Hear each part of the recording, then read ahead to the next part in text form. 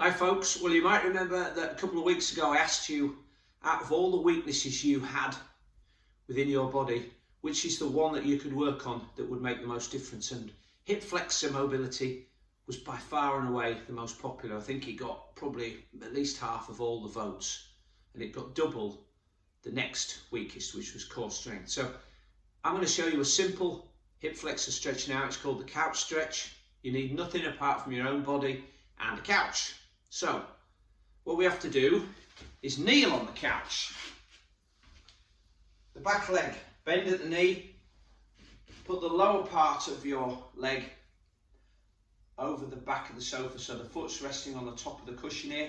You've got your knee resting on the cushions, which provides a bit of softness. Now, you might see people doing this on the floor with the knee resting on a gym mat or yoga mat. I just find this one a little bit more comfortable. Put the front leg out in a lunge type of position, and then just ease forward here. You should feel a stretch down the front of this, which is my left thigh. Okay, now what I would do here is on the right leg, the one that you're standing on, just take that crease, the hip crease back a bit, so you sort of almost rotating the pelvis. There's a temptation to push forward with the front leg and twist the pelvis. I would try to straighten the pelvis out, and you might find that that creates a stronger stretch. You could do a little bit of wiggling, which is what my friend Sarah Pitts might recommend. So you could just move the hips from side to side.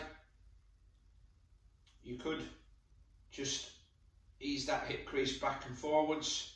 But either way, you'll feel a very strong stretch down the front of the quadricep there.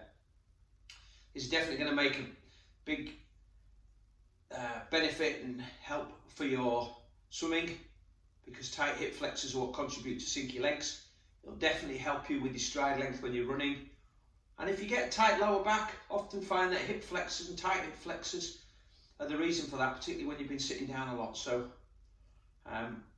it's a good stretch. You can do this any time of the day or the evening.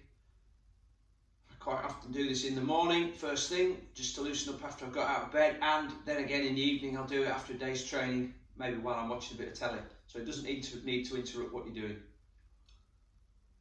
Okay, 60 seconds probably will be good enough. And then just swap over and do the other leg.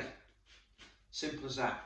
And if you find that one side is tighter than the other, don't worry too much about that. Just maybe work on that tight side a little bit more. Okay, so up to you now. Off you go.